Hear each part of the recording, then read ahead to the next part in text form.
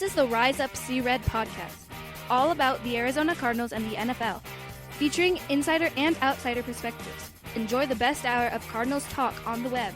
Now here are your hosts, Jess Root and Seth Cox.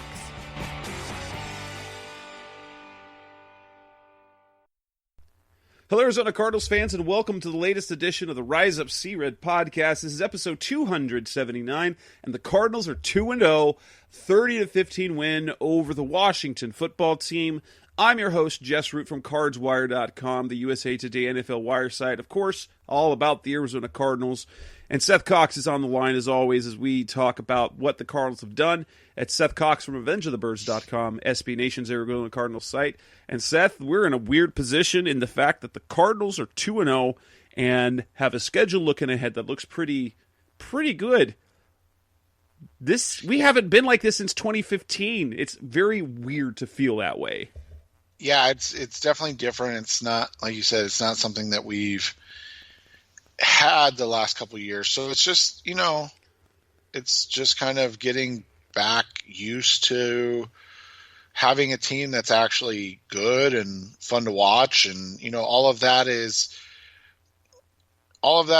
different right now. But I think the biggest thing is, and I tweeted about it and you've tweeted about it. It's just fun to watch the team again. And that's a huge difference for fans. Obviously, the winning is good, and winning and being good typically make you fun to watch. But this team right now is, appointment viewing, and that's, that hasn't been the case since 2015. That, before that it was 2010. I mean, you're talking about something that happens basically once every 5 years as Cardinals fans. And, let's hope that it continues and grows and then is sustainable for the long run, because it's a lot better and more enjoyable to cover this than it was 2019 and 2018. So absolutely. And the part that's really fun for even from our perspective, for fans especially, is the fact that we're getting so much, that the Cardinals are getting so much attention nationally. I mean, we're even seeing things like Vegas move their lines significantly. I mean, the fact that the Cardinals were 6.5 point favorites last week, opening the week. They opened at 6.5 this week, and it's moved a little bit since Kenny Golladay is going to be healthy. But even you look at Super Bowl odds. In the offseason, they were one of the longest shots in the league at 50-1. I think there was 9 teams with longer odds. Now there are 7 teams with shorter odds. They have gone from plus to 50-1 to, after their their season opening win over the 49ers, they went to 30-1. And now after their week 2 win, they're even down to 20-1. So this Cardinals team is starting to get a little bit of attention. And all that's left now is just to hope that the raised expectations, as we've seen, from pretty much every single team in Arizona sports history, the second an ounce of expectation is heaped upon the team, they sort of fall apart. But we're gonna enjoy this show. It's a lot more fun to talk about a Cardinals team that is exciting, but we're gonna talk about and react to their win over Washington over the weekend. And kind of after that, talk about Kyler Murray in particular, because he is becoming something special.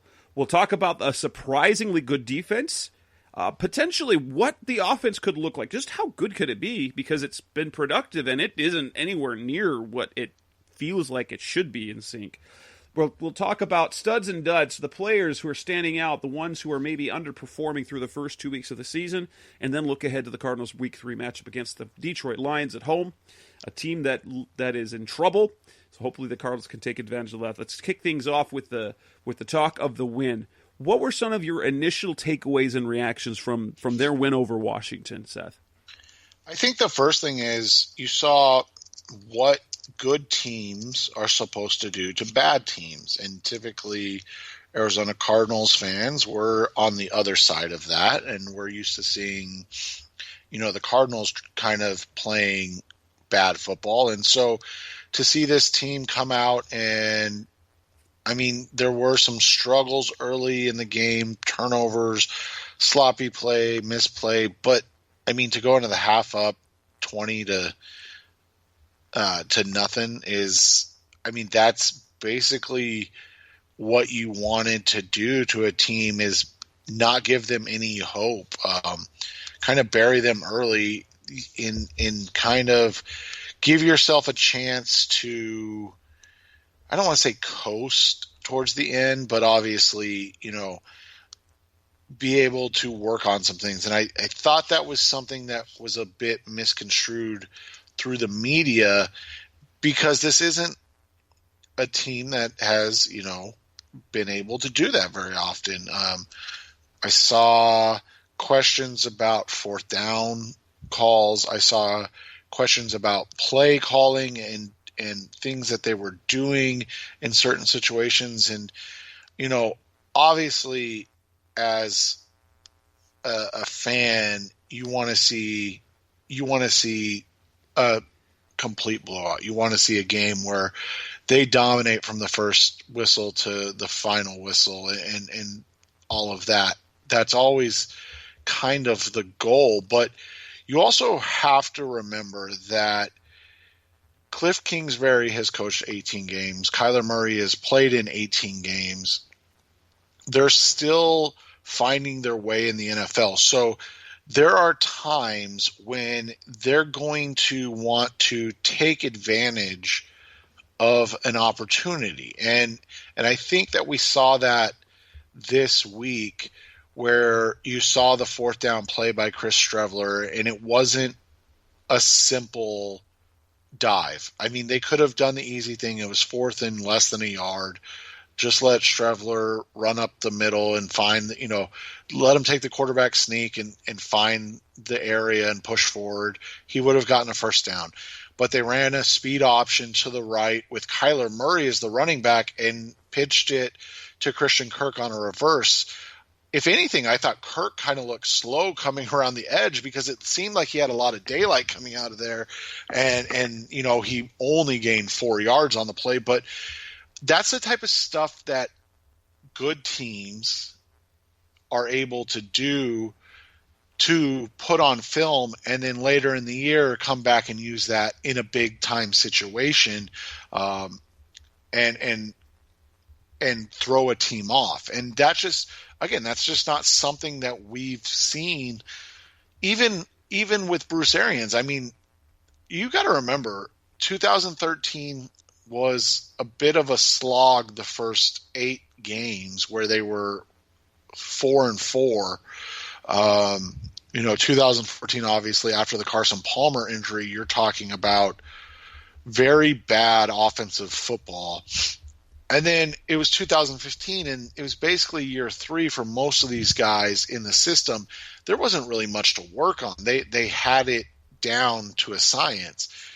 This is, again, 18 games in, and so you're seeing a coach and a quarterback kind of finding their rhythm and finding their way in this league at the same time and doing it together. And I think that's why you may have only seen a 30-15 game, because there were missed throws, there were probably poor decisions made by the play caller.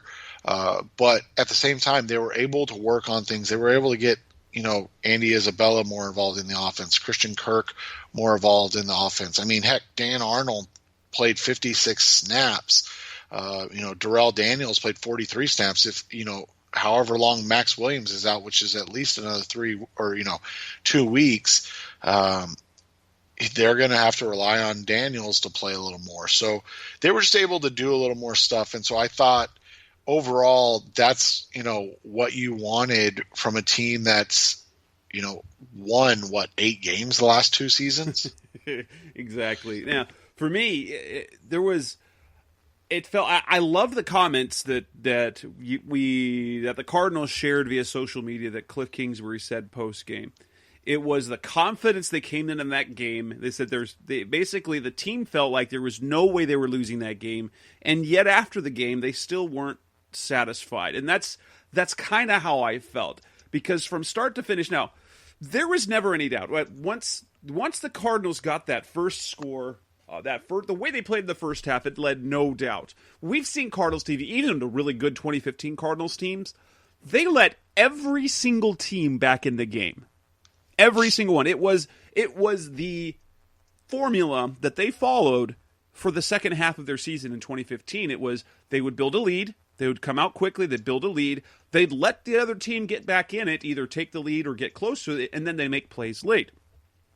This year, I mean, granted, it was a bad Washington team, and I wondered how good. I mean, that is a physical defensive line, and they're physical and they're strong and they're talented.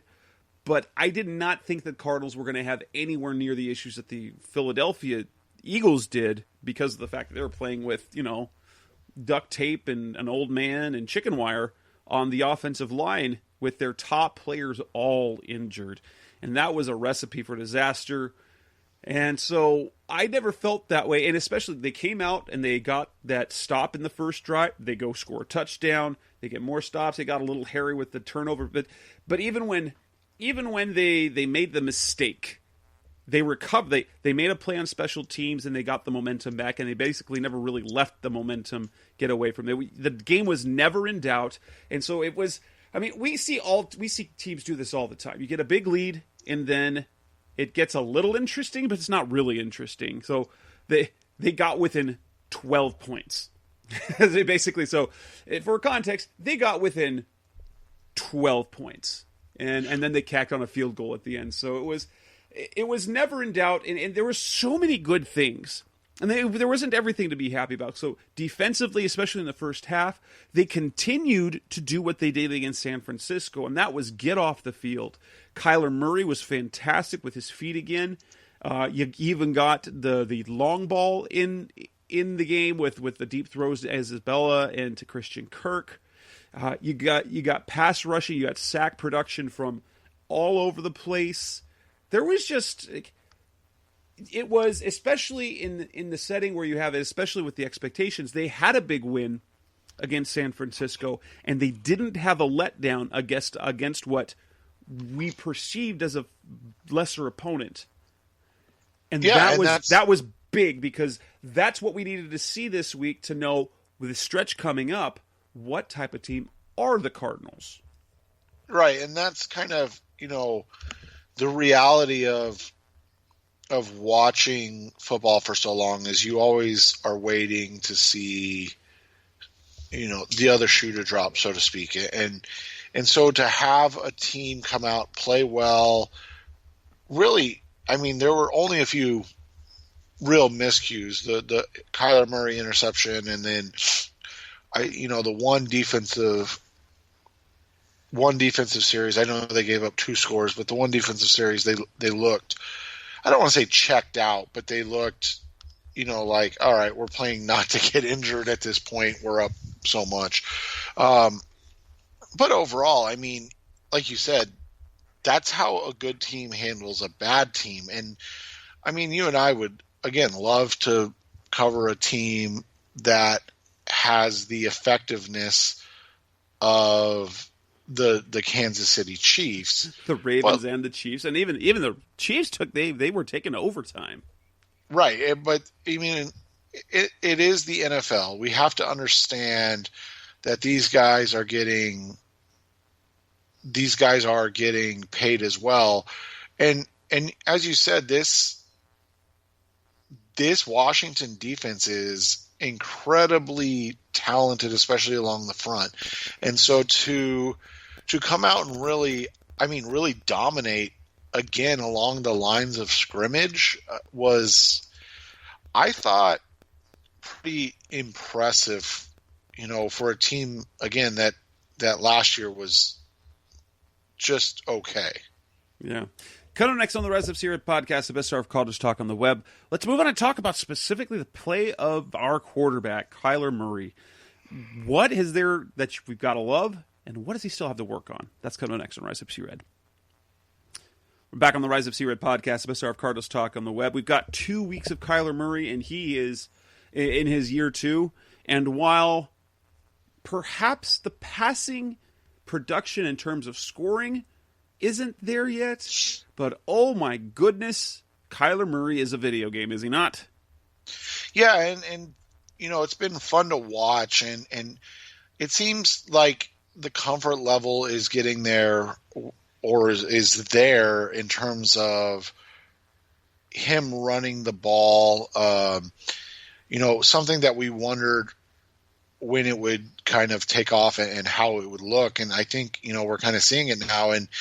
And him running the ball so effectively opened up the game for Kenyon Drake, who, I mean, that was yeoman's work that Drake did. 20 carries, 86 yards. I mean, over 4 yards a carry. But you had Kyler Murray that only carried, I mean, it didn't seem like more than 8 carries, but only 8 carries the entire game, finishing with 67 yards. He has over 150 yards rushing on the season. And he's just become exactly what we had talked about kind of in the offseason about what we wanted to see.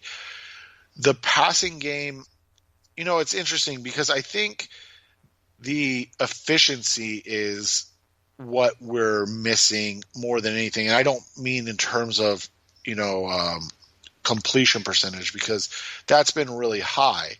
I think overall what we're expecting or hoping to see a little more of is more yards in chunk plays. Yes.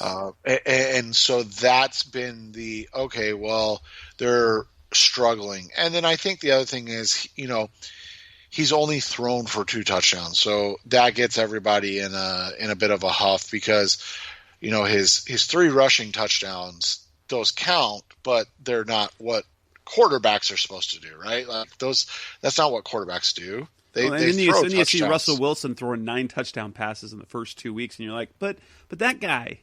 Yeah. And so 5 total touchdowns is fantastic. And the funny thing is if you took his, let's just say you just took 125 of those rushing yards and put him passing, and so he's just under 650, and you took all 3 rushing touchdowns and put him as passing touchdowns, and so he has 5 passing touchdowns to 2 interceptions. I think everybody people are more apt to say, oh my gosh, look at the jump, the leap he's making, but because that 158 yards is on the ground and 3 of the touchdowns are rushing, people are going, oh, well, he's just, he's not quite there as a passer. And maybe he's not. I mean, he's only completing 67% of his passes, which is, great, but only, and so I think people, and he's on pace for just under 2,000 or 4,000 yards passing. He's basically doing what everybody wants him to do in terms of production and total touchdowns with just not doing it in the way we're really used to seeing. Right. But that's the one thing, if there's one takeaway, is that between the 2 interceptions that he's had, they were, well, the one against San Francisco was a bad throw. Well, you had the tip, and then at least the initial look that was a poor decision that he made when he threw that ball over the middle and got picked off by Washington. However, DeAndre Hopkins kind of put that on him. And if this were Bruce Arians, we probably would have heard about it, that Hopkins ran the wrong route, which put the safety in position to make that play. But it actually looked like that Kyler, with a little bit of pressure in his face, it was one of those, if I had to think about it, it was a Carson Palmer, I know I can make this throw, so I'm going to try and do it anyway. It's like, I'm pretty sure like it might get picked off.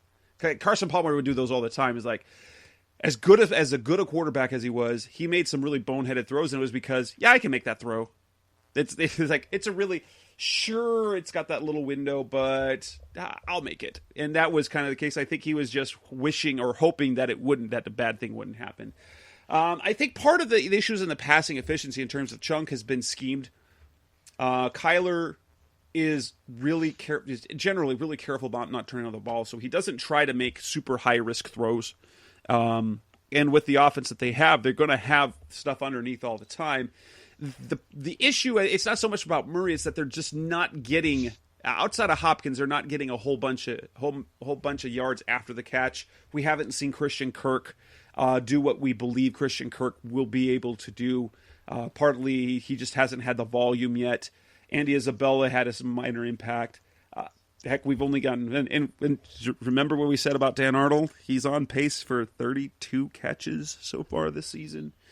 And so it just, and I guess we're going to talk about this a little more. It's like they're producing yards and points and no way look fully in sync offensively. The offense is kind of Kyler Murray. The running game outside of Kyler Murray has been The passing game overall has been, but then you look at his numbers and you say, how many quarterbacks have had 500 passing yards and over 100 rushing yards, over 150 rushing yards through 2 games? Just Kyler. That's it. No one else ever. So I think we're just nitpicking.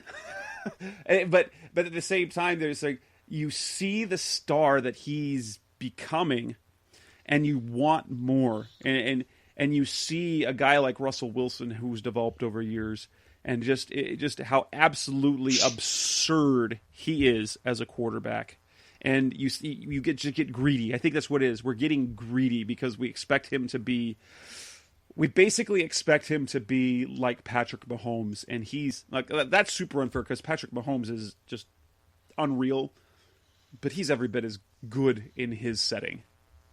Yeah, and I mean, that's the thing. I think that's a valid point, is that, I mean, people look at it and say, well, he played so much more than Patrick Mahomes, obviously, in year one. Where's the same type of leap? But again, it comes back to a lot of different intangibles. One, there's only one Patrick Mahomes. If you want to look at comparisons through 2 weeks, look at what Lamar Jackson did against the Arizona Cardinals last year. In his game 2 of, the season, he had 272 yards. Okay, that's basically the same. He had 2 passing touchdowns, but he had 16 carries for 120 rushing yards. So, you're getting similar production, and it's just coming in a different way. Lamar only threw for 3,100 yards last year, and now he threw for 36 touchdowns, which is, a boatload. But he also had 6 games with 1 or fewer touchdowns last year. So, I mean, a third of his games, or more than a third of his games, he only threw 1 touchdown or less. So, I mean, that doesn't mean that Kyler's only going to throw 16 touchdowns or 20 touchdowns. At the same time, maybe he doesn't throw 36 touchdowns in his second year. By the way, I'm pretty sure that would be an Arizona Cardinals record, because I think 35 is 35. The record right now. Carson Palmer's 35 in 2015 is the record. So, I mean, let's be fair. If he hits 30 or passing touchdowns, and he's obviously not going to finish with 20 rushing touchdowns, but if he finishes with 12, are we really going to complain about 42 total touchdowns on the season, with over 3,500 yards? And I'm not going to say he's going to get 1,000 yards rushing, because that's a whole lot of rushing yards. So you're going to think that the defenders, or that the different teams in the league, are going to start figuring something out, and that's when the passing game will open up. Right. But I mean, at this point, if you have 4,500 total yards and 40 total touchdowns, that's amazing. Right. Does it matter if it's 4,200 or 4,300 passing yards and 200 rushing yards, or 3,600 passing yards and 900 rushing yards? I mean, literally doesn't make a difference. No. All that means is that your team was super productive. But again, I go back to my Josh Rosen argument from, before they drafted Kyler. Josh Rosen looks and plays like what everybody expects. Everybody expects, Aaron Rodgers, Patrick Mahomes. That's what they look and expect for in a franchise quarterback. And the game has evolved and the game has changed. And now you're seeing a lot more, what we call it 11 on 11 football, where the quarterback is not just a guy that drops back to throw. He's a guy that makes plays and forces the defense to account for him. And like you said, as defenses begin to account more for Kyler's legs, it's just going to open more things up for his arms, like it did for Lamar Jackson. And so, whether it's Lamar, Russell Wilson, whoever you want to look at, in their second year, you don't look at, you don't look at it and go, well, Lamar was a third round pick, so, we should expect more from Kyler. No, Russell Wilson was a third round pick. We should expect more. It's like, no, you should be grateful that you have a quarterback that's on the same trajectory as a guy that's a surefire Hall of Fame quarterback. I mean, Russell Wilson's second season, he only threw for just over 3,300 yards, and he didn't even have 600 yards rushing. And I feel like that's still a really good second season. 26 touchdowns, 1 rushing touchdown. And we're talking about if not even hitting 4,000 total yards and less than 35 total touchdowns. And I feel like people would be like, oh, that wasn't a good season from Kyler. And that's, so I think you're right. Like the video game numbers of Lamar and Patrick and now Russell have sped up the expectations as opposed to enjoying watching a guy blossom in front of you. Well, and the fact that he is making players around him better, which is he's exceeding really expectations. Which is kind of amazing. Coming next on the Rise Up Sea Red podcast, the best hour of Cardinals talk on the web. Let's move on and talk about the defense, which has been surprisingly good so far in 2 games. That's coming next on Rise Up Sea Red. We're back on the Rise Up Sea Red, the best hour, the Rise Up Sea Red podcast, the best hour of Cardinals talk on the web. Time to talk about that defense because guess what? After all the problems they had last season about, firing Vance Joseph through 2 games, the Cardinals have one of the best defensive units in the NFL. They come against a 49ers team that was one of the best offenses a year ago, and against a Washington team that was awful in their season opener. But you've gotten not just one sample size. It wasn't just one game, fluky week 1 game like we've seen from other bad teams that look good. But now they're still getting some consistency. I mean, pass rush, they've got 7 sacks. They're up there near the top of the league in sacks. And nobody has more than 1. Their third down defense has been incredible. And if you take out the coasting of the second half, they were, what was it? I can't remember what they had through the first half, but it was something crazy that as it is, they're through 2 games, they're only allowing 26% of third downs to be converted. And that was one, I believe they were the worst in third down defense a year ago, and I think it was near 50%. They've cut that nearly in half. Covering tight ends doesn't seem to be a problem anymore. But they're getting contributions from all over the place. The guys that they added up front, Devon Kennard, Jordan Phillips, Devondre Campbell, they're all paying dividends. Oh, and then don't even forget Angelo Blackson as well. Yeah, and it's been interesting to see how they've deployed the defense. I think that's kind of the first way to look at it is you've got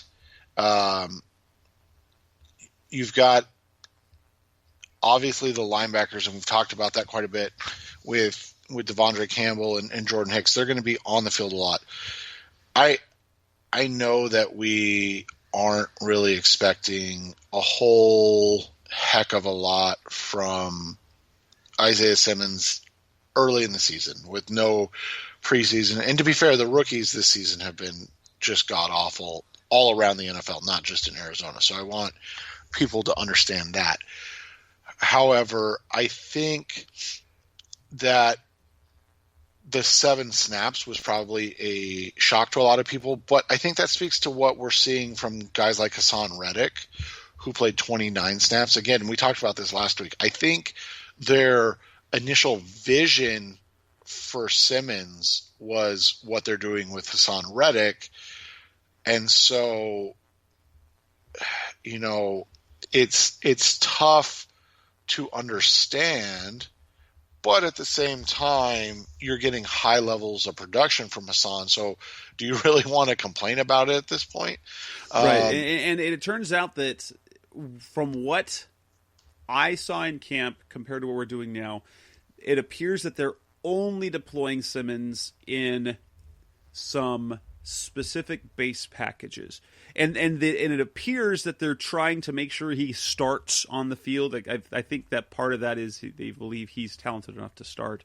They've started him in both games. They make sure he's on the field for that. But they basically run a 3, it's essentially a 4-3 base, because they go with 2 down linemen, they're 2 outside backers, and then 3 inside backers. And depending on who you're playing, you're not going to use that a whole bunch. The Redskins played, of their 66 snaps, they were in nickel in 52 of them. And that's why we saw Drake Kirkpatrick's playing time go way up. Against San Francisco, he only played 20 snaps, but that's because San Francisco stays in 21 most of the game. But you go to nickel, and you're not taking Devondre Campbell off the field. He did take off a play or 2. I don't remember where. I think he took off, 1 play. And Jordan Hicks doesn't come off the field unless he got hurt, and he came off for 5 snaps in Sunday's game for the first time in his Cardinals career. And so that just leaves you with no playing time for that particular game for Simmons. Well, and you look at it, what Vance has done is really reward performance. And I think that's a fair thing. I get, and you and I think both agree that we'd love to see the continued development of Zach Allen and obviously Isaiah Simmons, and then, Deontay Thompson. You'd love to see that. But the reality is you're getting high-level production from Angelo Blackson.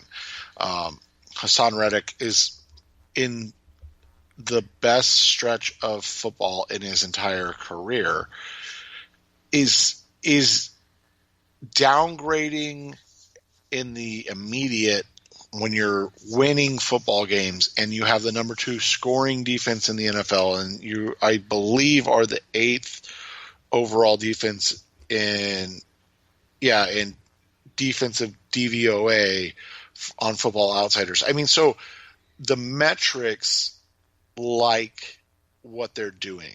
The raw stats like what they're doing. You and I completely understand hey, let's get Isaiah Simmons some more snaps, but I just don't know if that is completely worth it, especially when, and I hate saying this because you and I are such huge fans of the Cardinals, but when your organization is that of a losing organization, can you really afford to spend 5-6 weeks of winnable games developing a rookie who, let's just say he turns out to be a very good player, but can you afford to lose, 3 or 4 of those games, be 2-4, going into the Seattle game just because you wanted to develop Isaiah Simmons? Is it really worth that much? And I say no. You need to establish a winning culture, and guys like Simmons and Zach Allen and, Deontay Thompson, they'll begin to reap the rewards of that just as much because they'll be in a winning system, and the expectation level and for the play of the players will raise just that much. So I think the way that Vance has done it through 2 games, and we both agree. You talk about DVOA. When it comes to offensive DVOA, the Washington football team are the third worst in the NFL. So, they're not great, but you can only play the teams in front of you. And the fact that, DVOA tries to normalize for your opponent and the Cardinals are top 10. And that was something we talked about. If the Cardinals were going to compete for a playoff team, we didn't say top 10, we said top 15. So they've started off in the right direction. And I think that's way more important than anything else at this juncture. Coming next on the Rise Up Red podcast, the best of Cardinals talk on the web. Let's change gears and talk about the offense. It hasn't been pretty all the time. It's sure been fun, but they're nowhere near what they could be. How good could this offense be? That's coming next on Rise Up Red. Back on the Rise Up Red podcast, the best of Cardinals talk on the web. The offense, 24 points and 30 points. That means an average of 27 points, which is something pretty dang good through 2 games. But if you look at it, the passing game doesn't look completely in sync, and the running game hasn't been super, if you're talking running backs, the traditional running game hasn't been great. You look at the numbers that they're producing, and you're saying, wait a minute, and Cliff Kingsbury said it, we haven't even hit our stride. And you watch this team offensively, and you know it can be better. How good do you think this team has the potential to be offensively? I was talking with Kyle Posey of Niners Nation, and Kyle's one of the brighter football minds that I know personally. And I mean, we talk daily. And that was kind of what we were talking about in our kind of text conversation about the game. And the fact that you're looking at a guy in Kyler that is missing some plays. He's missed some throws. I think we would all agree that interception, DeAndre Hopkins fell on the sword, but that was a bad decision. At the same time, he's making plays that other guys can't make, and he's close to doing things that nobody else can do. And so this is super hyperbole. So I want everybody to understand that I'm not saying it to just be flippant, but he's doing similar things to what Patrick Mahomes does and what Lamar Jackson does. He moves like Lamar and is able to avoid sacks and create secondary chances like Lamar. And he makes throws that really only guys like Mahomes and Rodgers have any business making. The one that really stands out, and I think, I'm not going to say he'll get there because that's just unfair, but that if he gets there, it's going to be it'll be scary to see where it takes him. And this offense there was a play, I believe it was in the fourth quarter, where Kyler made everybody miss and was going to take off and run in the pocket, from inside the pocket. And Chase Edmonds snuck out down the seam and was open with a safety in front of him. And Kyler basically threw it off of one leg like he was turning a double play. And it was just, it was literally a yard too far.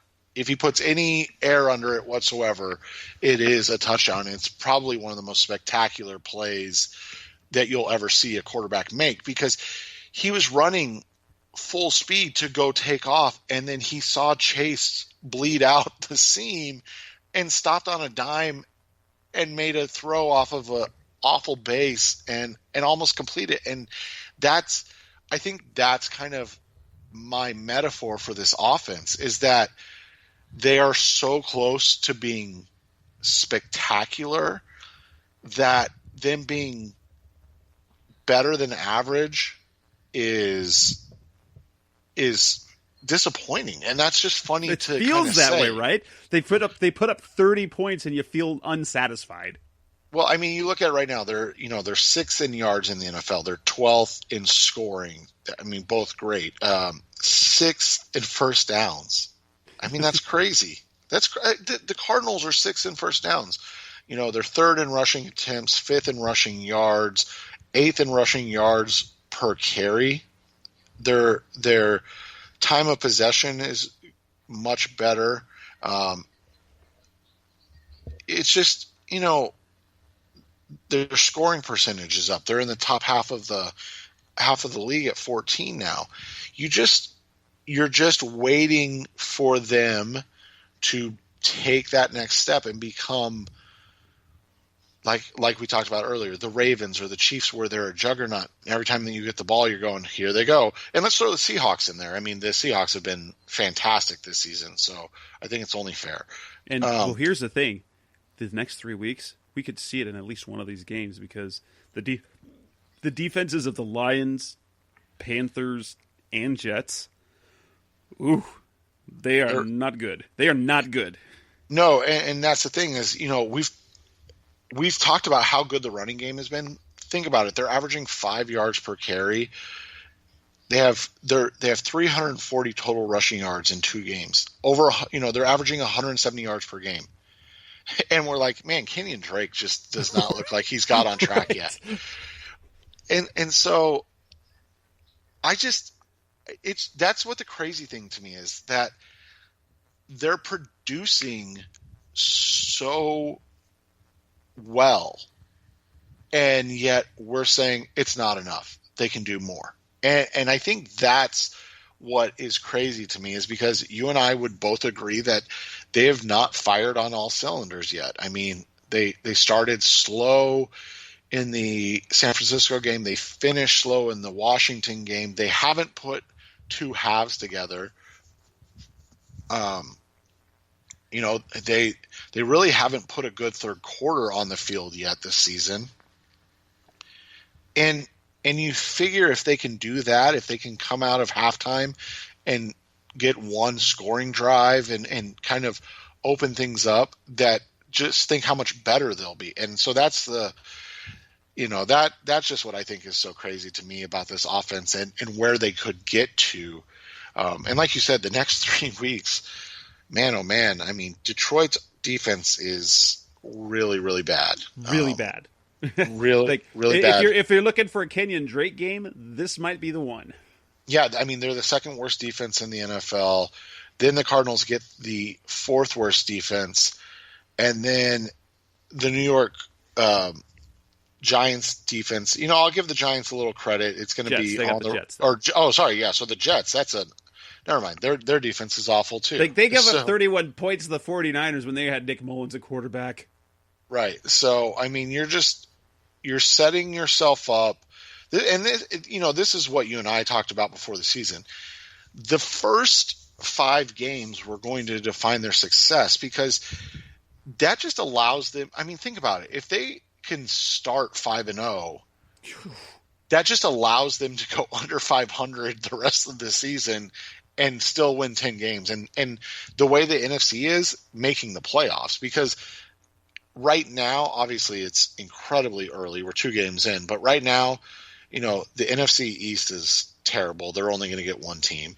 The NFC North, I'm sorry, I just don't buy Chicago right now. I mean, they were gifted an injured Saquon Barkley and the Lions. And they played the Lions. Yeah. And then the South, I mean, New Orleans might be cooked, man. So you just kind of look at it. You could be talking about the 3 division winners from, the other 3 divisions, and then the 4 NFC West teams. And I know that's crazy and asinine to even think about, and it's statistically really tough to do, because they basically have to split with one another. I mean, they all have to go 3-3 in the division. But this is about the offense, and that's the thing, is we're talking about a team that hasn't hit its stride offensively yet. So their offense is like let's just say between yards and points, they're around, 12 to 14 in the NFL. Their defense is top 10. No, I don't think anybody saw that coming. Like, nope. if it was flipped, everybody would be like, yeah, that makes a lot of sense. And so this offense has so much more to give. And I'm excited because I think it's going to happen, over the next 3 weeks. And the firepower. So honestly, especially because you've got 3 bad teams, and then you've got a Cowboys team. That could be a super, super, super fun Monday night game because Dallas is tough offensively, and they haven't really stopped anybody yet. So, yeah, so that's gonna be super exciting to watch. And if we keep seeing the Cardinals progress, it's gonna gain momentum. And we saw how things went, in 2014 when they started 9-1, and then things fell apart because of the Carson Palmer injury. But that team was just, you knew they were going to win, and then 2015 you felt they were going to win. It's going to build that, and honestly, with you're a young quarterback who wants to win, and he's a winner. Like there's no doubting Kyler Murray is a winner. He wants to win. That's if he were to languish on a team that struggled for 2 to 3 years, you would see a very unhappy Kyler Murray. He does not know how to lose. He didn't do it in high school. He barely did it in college. He did it last year, and he was patient about it. But he's a guy who goes out in the field and expects to win every week. And so it's super special to see what's coming up. Coming up next on the Rise of C-Red podcast, the best hour of Cardinals talk on the web. Let's move on through 2 weeks of the season. Who are our studs? I think we know who one is. And who are maybe some duds so far through 2 weeks for the Cardinals. That's coming on next on Rise of C-Red. We're back on the Rise of C-Red podcast, the best hour of Cardinals talk on the web. And it's especially as productive as the offense has been, as good as the defense has been, it seems almost unfair to say that there are any duds. As we look at it, there's barely any duds in my opinion when you look at how things have gone thus far. Barely. There's maybe dud-ish, but not dud. Like, Zane Gonzalez was a dud in week 1. I wouldn't call him that now. Yeah, and I think, when you look at the, quote-unquote duds right now, you look at guys that just aren't living up to expectations. So I think, like, a dud would be like a Christian Kirk. You kind of talked about it. It's just you haven't seen the overall production that we were hoping to see from him, but it's not like he's playing badly. It's just right, and he had that fantastic catch. Right, and so, I think Kirk being 4th on the team in receiving is a bit of a dud, but again, it's not a huge deal. I think you're slightly dud-ish on Kenyon Drake, just slightly. He's averaging over 4 yards a carry, which is really all you want from your running back. But with the 5 yards per carry last year, you're just expecting a little more. I don't want to say it yet, but Patrick Peterson hasn't been good. And then the second half, and I know part of that was simply they schemed differently in the second half to try to prevent Terry McLaurin from really damaging things. He hasn't been as good as I wanted, but at the same time, he hasn't been tested. San Francisco, although he almost... Oh my gosh, that was almost bad against week 1. And so he hasn't been great, but he's definitely been good enough. I think he's not a stud, but I'm not prepared to necessarily call him a dud. I guess if the harshest thing we could do is call Isaiah Simmons a dud so far, just because he's had minimal impact, and that's too unfair considering this year in particular. Right. But the way everyone talked, you were expecting greatness early on. Well, and I think I think you look at it, the only rookie that's really playing at all is Rashard Lawrence. Yep. I mean, he's basically your backup nose tackle right now, and he's getting, 25% of snaps, if that. So 30, yeah. So he's had 25% of snaps in 2 games. I mean, it's not unexpected to me.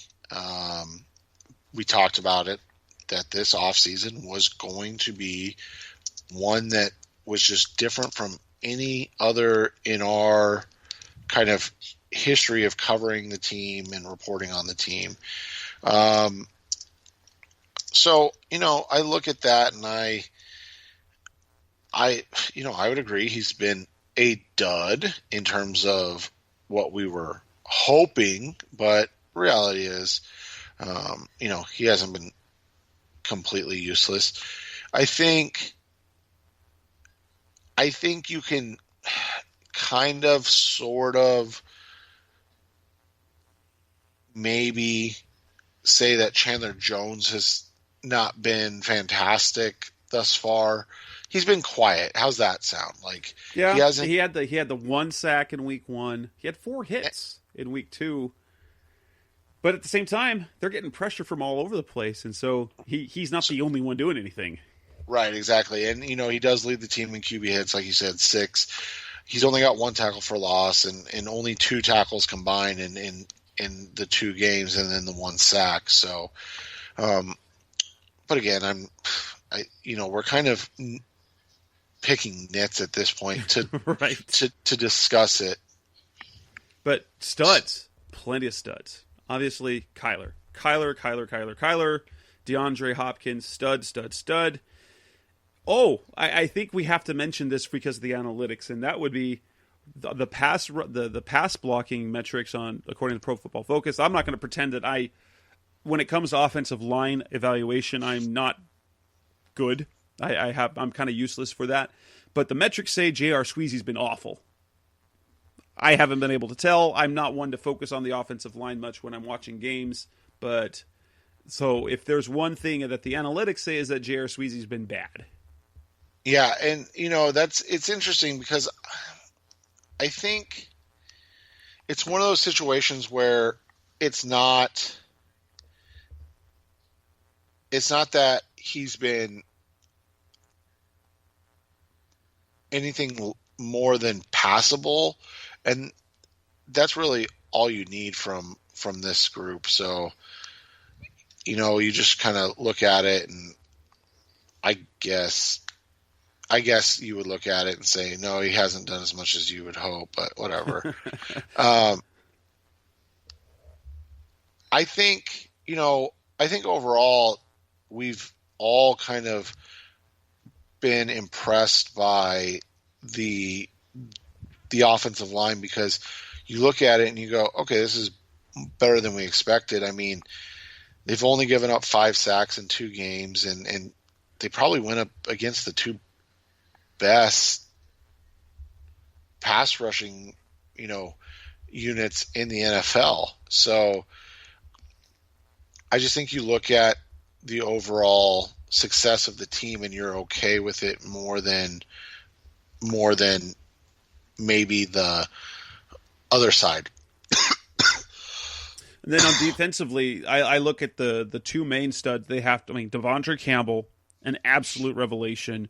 He was a perfect fit. And now I'll tell you, the way the Cardinals talked about his ability to cover, based on people I talked to about Campbell's weakness, was that coverage was his weakness, and he has been nothing but absolutely stellar for the Cardinals so far. And it really, if you have to point to one thing that has been the difference maker on this defense, it was having Campbell there next to Hicks instead of the mishmash of out-of-position guys and journeymen that they had last year and in previous years before that.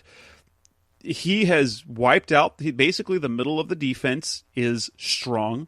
They already had great edge play. Now they have competent defensive linemen in the game all the time. And then Budda Baker continues to be just like the 15 tackles in the week 1. He's playing so physically. Like the hits he is laying on people are just fierce. Yeah, and he's playing with a lot of confidence, which I think is important, and it's showing consistently. I think one of the guys that we should kind of call out is Lamont Gaillard, who's done a really nice job in his 2 games. He's been a little penalty heavy, but I think to see a guy that was a 6th round pick, sorry, I couldn't remember, come in and hold his own against guys like Javon Kinlaw and Deron Payne and Matt Ioannidis and Jonathan Allen in 2 games is quite impressive. And, it kind of gives you hope that the center position is kind of locked up for the long term. I think this team has a lot of solid role players, which is the key to being a great team. Is you do need superstars, don't get me wrong, but I think you also need guys that keep your team afloat and balance out the team and do it, let's be honest, for cheap, because it's sometimes hard to find guys that can perform, like a Max Williams, or a Lamont Gaillard, at a high level and not be commanding a huge salary. And then I think, getting the production this season from Justin Pugh and DJ Humphries on the left side, I think that's been really understated because you haven't seen Nick Bosa or Chase Young. I mean, they have 0 sacks combined against the Arizona Cardinals. Chase had 1, but that was Kyler being at the line of scrimmage and going down and getting touched down. Yeah, so I mean, overall, you kind of look at it, they've done a really nice job, and I don't think you can undersell the fact that these guys have really come up big and become consistent players.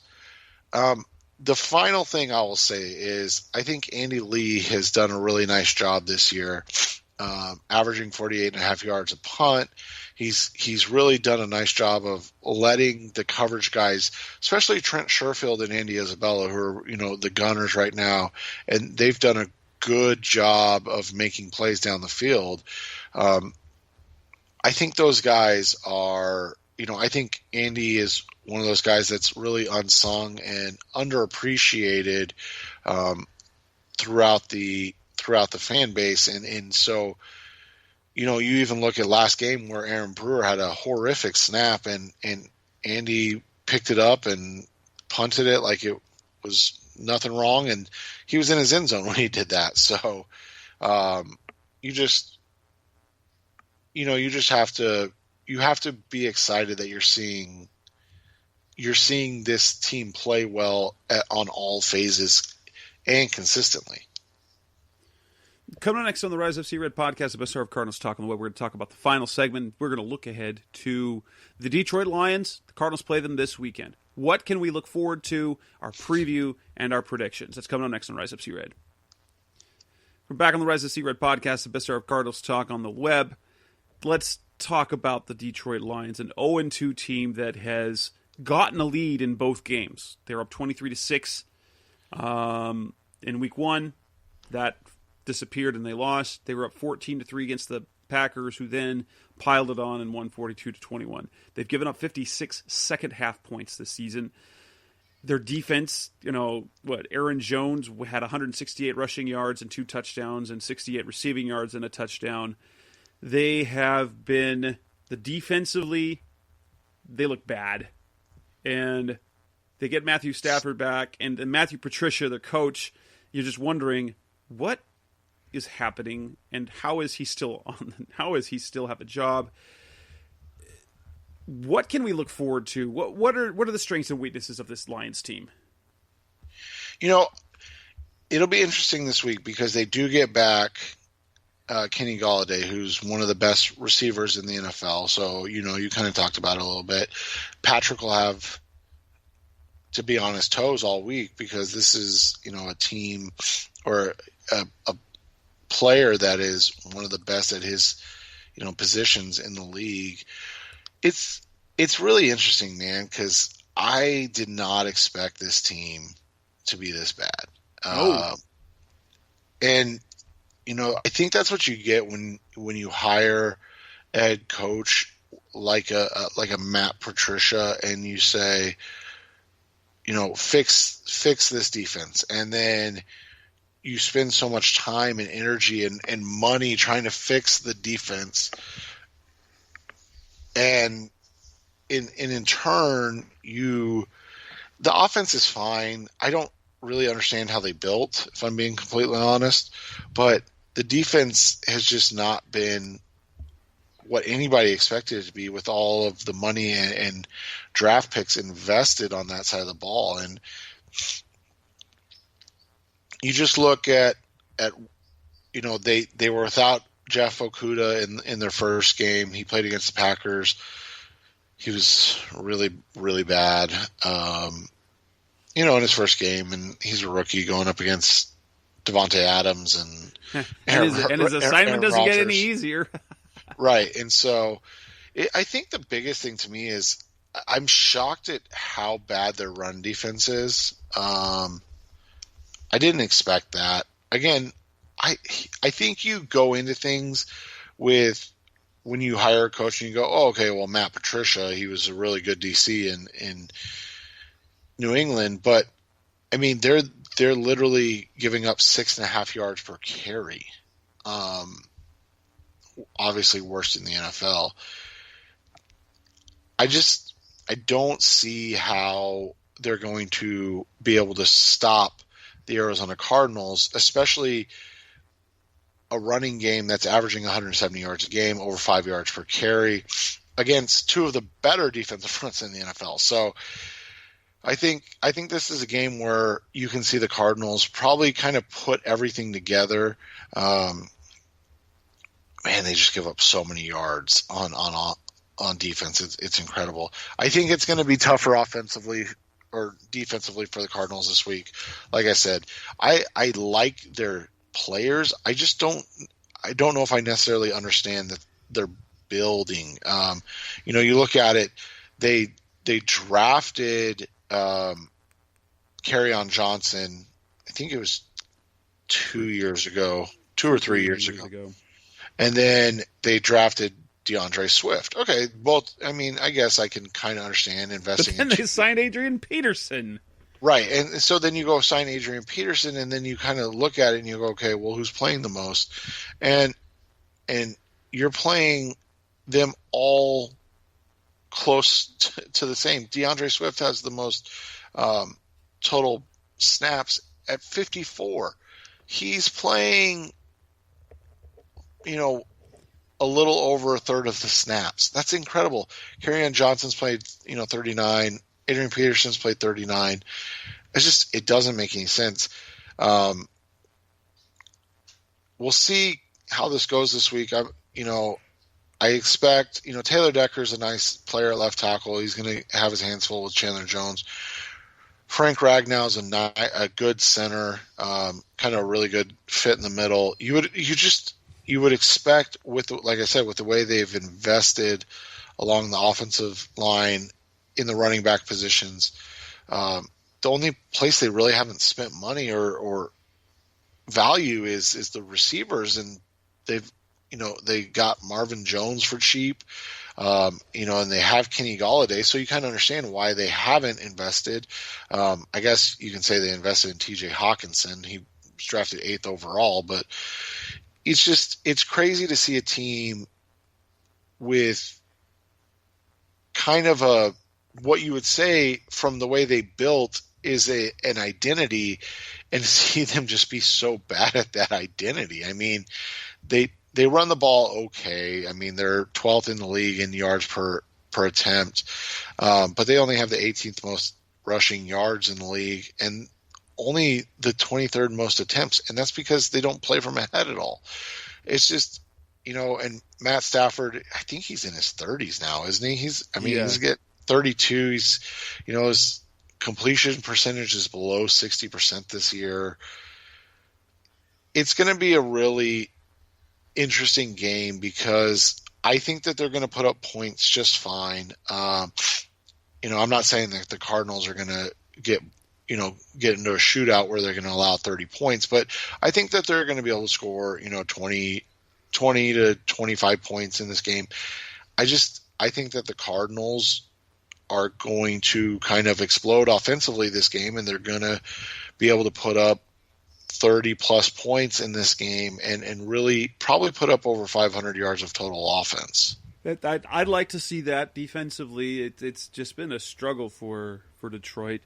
And you get game 3, you're playing at home, and on top of that, you're going to add a little bit of juice to the crowd because the Cardinals players, they're going to have up to 750 people that are close friends and family to the players, coaches, and staff. So you're going to add a little bit of juice to that, to the stadium.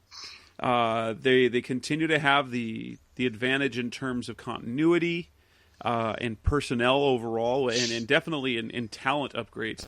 But yeah, it's as bad as this defense has been for Detroit. I think we're going to see this. I think Kenyon Drake has been fine. And if you look at the Cardinals running the ball early in the year last year, that's kind of how things went. They either didn't run the ball or found some struggles. And even Kenyon Drake's games when he came in, he had the big game and then he had some games. What he had on Sunday was a very good running back game because he got better as the game went on and made plays. He got to the 20 carries, 86 yards, became the workhorse. He might have one of those. I think this is the one where he might bust one or two runs, or Chase will bust one or two runs, and it'll really boost up the rushing yards. And that the passing game will open up a little bit more. Then maybe it won't just be DeAndre. I think Christian Kirk will probably be able to be more involved this week, as if he's not hurt. But yeah, I have this game pegged as a 34-20 win for the Cardinals. And I don't think it's going to be necessarily even that close on paper. Like on paper, it's a 2-touchdown win, but it's probably one of those games where they get ahead and then Detroit scores a garbage time touchdown at the end of the game to make it a 2-touchdown game. Yeah, and I think it'll be something like 35-24. I think we're on the same page. We hate the idea of this team being the favorites because it's just not something feels that weird. It feels weird. It's just not something we've seen since the Arians era. And then I think they were only favored once all of last season, and I think it was once in the Rosen's, Steve Wilkes and Josh Rosen season. And so to have them be touchdown favorites in back-to-back weeks. I know the lines move since the Kenny Golladay will play thing has come about, but it's moved in the sense that, like Jess said, you'll probably get a garbage time touchdown that takes you from a 13-point lead to a 6-point lead, and now all of a sudden you've got that cover. It'll be interesting to see. You and I, whenever we predict shootouts, they go the opposite way. But I just think, I think that'll be what happens. And with that, let's wrap this edition up. We've been going good so far. We're 2-0. And that'll end this edition of the Rise of C-Red podcast, the best hour of Cardinals talk on the web. We'll be back next week, hopefully talking about a big Cardinals win with more optimism, because guess what? It's so much better to talk about Cardinals when they're good.